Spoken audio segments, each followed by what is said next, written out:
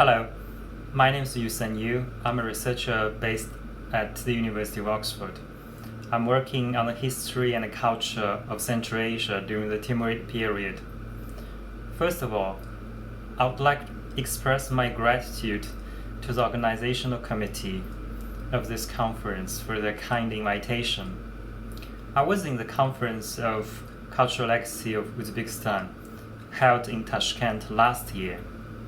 This year, apparently, we are not able to see each other again in person.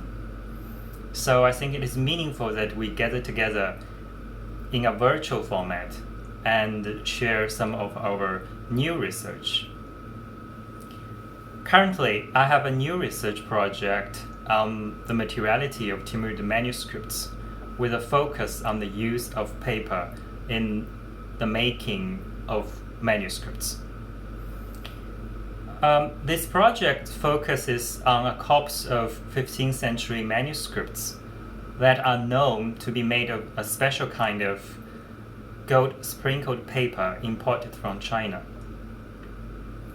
The use of the gold sprinkled paper represents a case of conscious choice in terms of writing material, because as we know, the Timurid artists specified provenance, color, and the format of paper for different kinds of purposes. The earliest dated example in terms of consumption of this special kind of paper is the calligraphic page compiled in the famous Topkapi album H2153, which bears the title of Halil Sultan, son of Timur, a grandson of Timur, who shortly ruled Central Asia from 1405 to 1409.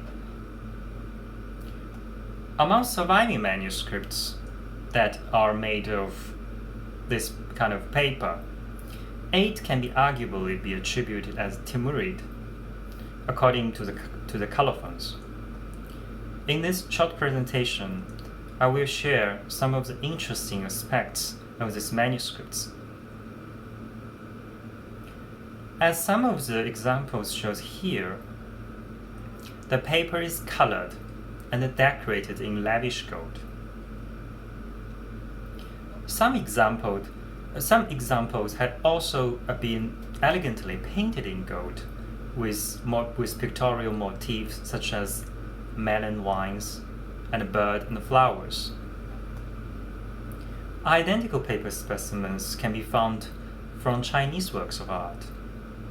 One example is the frontispiece of a calligraphic scroll in the Palace Museum in Taipei. These manuscripts in question show a unique interrelationship between the textual genres and the material upon which they are written. For Timurid viewers, the birds and the flowers readily resonated with established poetic allusion. The most affinitive poetic metaphor is the Golo Bobo, the rose and the nightingale, more broadly defined as Golo Morg, bird and flower, which had remained the most commonplace image in classic Sufi poetry, such as those of Hafiz and the Sa'di. The Quranic manuscripts deserve special attention, as traditionally they were predominantly decorated with an iconic repertoire. On a page from a copy of recently sold by Christie's, what immediately strikes the viewer is that a bird, a crane probably, flies over the heading of the chapter or surah of Ibrahim.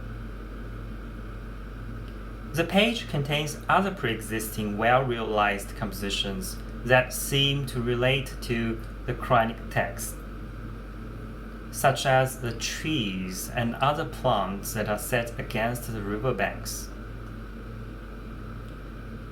In recession to a further distance, a monastery half hidden in the woods also appears. The scene would probably remind of the Timurid viewers of the two concepts of garden and pavilion in the paradise that appears in the Quranic text. It is further notable that the orientations of the text and the gold-painted images are frequently reversed, which seems to indicate that each page could have been expected to be viewed from individual angles. These manuscripts also strike one by their unusual weight, which can only be experienced through physical encounter. The text was executed over the gold flecks and the decoration. Sometimes the handwritten text even appears illegible. There is apparently much that can be said about the sensory potential of manuscripts as material objects beyond the traditional text image studies. The paper was also used in writing documents and letters. The use of gold to establish honor marks social status. A farman or decree in the name of the Akoyulu ruler, Abu Muzaffar Sultan Yaqub Bahadur Khan, who ruled western Iran between 1378 and 1390, is one of such examples. The surface of the paper is covered in irregular flecks of gold, which was clearly applied locally. The name of the ruler is further highlighted in gold. The papermaker and the scribe used the same raw material of gold in both writing and paper decoration, including the golden frame. As we can see, the color and grain of the gold script is the same with the gold flecks. It gives the decree a pleasing overall appearance and asserts the authority of the ruler. To my knowledge, in some, if not all of the manuscripts, imported paper and local product were used at the same time. Some locally made specimens can be found again from the Topkapi albums. They show a trend of stylization in terms of gold decoration, which reflects the general tendency of the Timurid workshop, as we can observe in drawings and paintings from the same period.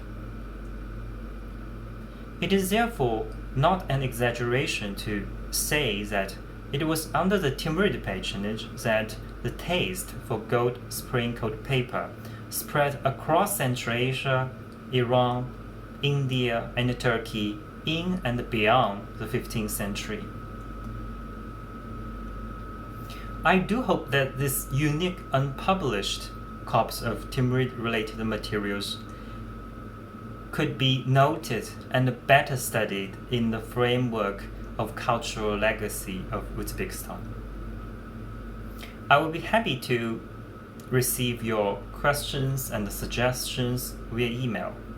Of course, I also look forward that we can gather together in Tashkent or Samarkand in a foreseeable future, probably next year. Thank you and take care.